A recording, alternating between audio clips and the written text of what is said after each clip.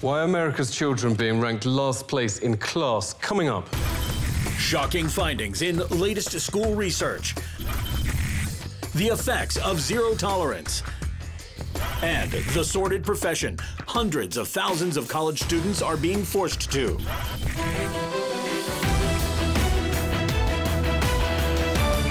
The OECD's latest skill figures put young Americans dead last. In an article titled Measuring America's Decline, The New Yorker notes a shocking slide in US education is no longer in question.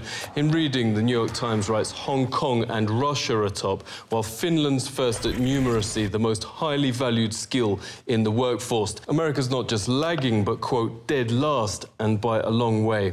In literacy, it's beaten to last place by Italy. In problem-solving, it's topped by every single advanced industrialized country. The New York Times writes, while Obama's, quote, nation-building in Afghanistan, funding new schools and teachers, all across America, school budgets are being cut and teachers fired. War spending has more than doubled since 9/11, going to places like Afghanistan, Iraq, and now arming al-Qaeda in Syria. Pentagon claims it takes just 5% of your tax.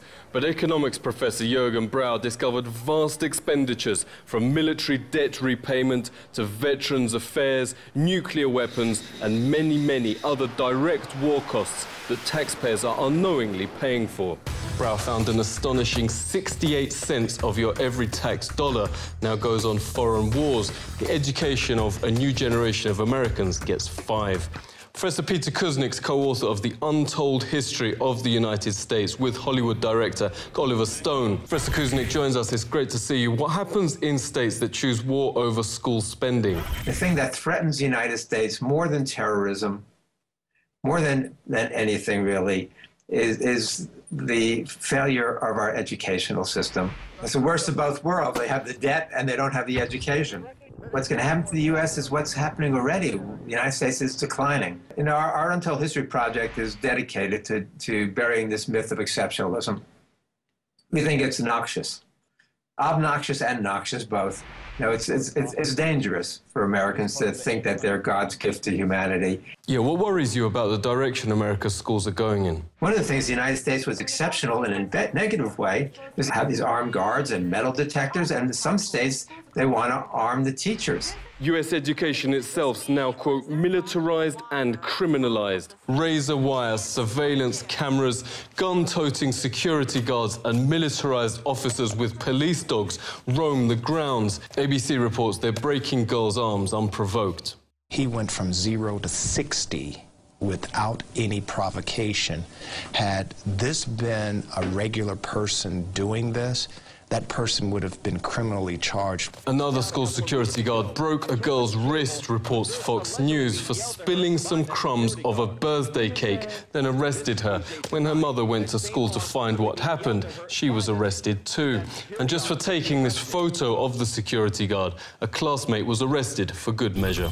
Almost all US schools now have policies dubbed zero tolerance, reports USA Today, for behavior previously called childish or just normal. It's leading to the most bizarre criminal records. Girls arrested for using perfume. A 12-year-old girl who doodled "I love my friends Abby and Faith" on her desk was actually arrested by police and marched out the school in handcuffs. In a class when a little girl kissed a little boy on the cheek, authorities called in police and child welfare. Authorities admitted it was not sexual. School kids who have a bottle of Scope mouthwash or who flick a rubber band are expelled. A 7-year-old was arrested in the cafeteria for nibbling his Pop-Tart into the shape of a hill. Kids now even arrested for burping. And US school children now don't need to do anything wrong, notes investigative site StoryLeak, to be forced on mind-altering psychotropic drugs. We were told that if we did not follow up with their evaluation of ADHD and take him to the pediatrician and get him on Ritalin, that Child Protective Services could charge us for educational and emotional neglect. From the very first grade, Big Pharma teams up with authorities to screen school kids as mental patients. Prozac reps hold, quote, National Depression Screening Days to push their products in high school assemblies, which all students must attend, and hand out Prozac gifts. Pop a pill and everything will be all right, notes the Washington Times, was the message. ADHD is a means of making paying patients out of normal individuals, and once they are given a prescription and put on medications that are virtually never discontinued, they have lifetime paying patients. That's what's behind the epidemic. Screening questions are so generalized that every living being on the planet qualifies. Do you feel sad, blue, unhappy, or down in the dumps? Sometimes. I've had periods of great optimism and other periods of equally great pessimism. Yeah, that happens a little bit. My heart beats faster than usual. I feel sleepy, shortness of breath. Gained weight. Trembling hands. I have an idea that most of these are going to be sometimes. Everyone has. As in everybody? My score totaled 42. Bipolar disorder, moderate to severe symptoms. I absolutely believe that the survey for Teen Screen was intentionally structured to flag as many children as possible as having a possible mental health problem. We can't know how many American heroes never will be due to the drugs forced on them as children. If you manifest any number of symptoms like easily distracted, blurting out an answer before you're asked, daydreaming and looking out the window, fidgeting at your desk, unable to sit still, that these are symptoms of this mental disorder called ADHD. What do you think about that? That was me. All those things were me. You know, seriously, if this had been the way things were run back when I was growing up, I'll tell you, they would have had me so doped up, you guys never even would have heard of me. Anthony Gucciardi is the editor of StoryLeak. It's great to see you. What's going on? This is what happens in a society that is now beyond Orwellian. We've had parents contact me and say, hey, you know, my children were in the classroom and they were learning about history and they asked a simple question, maybe about a historical event, and they said, so you're going to have to go to the doctor because you have ADD or ADHD.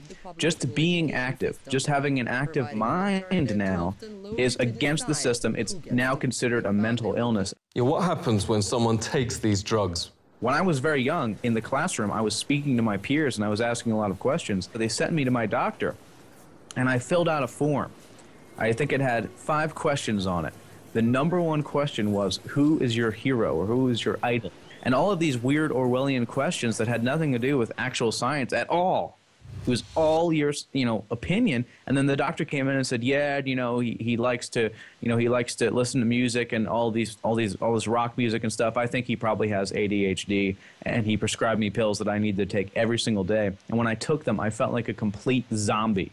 I could not even put sentences together. It was wrecking my brain entirely. And this is the same thing I hear, same story time and time again across the board, everyone that was put on them. This is turning people into literal zombies. I mean, you walk on the street in America these days, you can see it in their eyes. You can see the way they're cogitating things. They just don't understand what's going on. Makers of Prozac are just one of the corporations that now control school teaching. This is a genuine curriculum and lesson plans that the Center for Commercial-Free Public Education uncovered. First graders are taught to count with Domino's pizzas.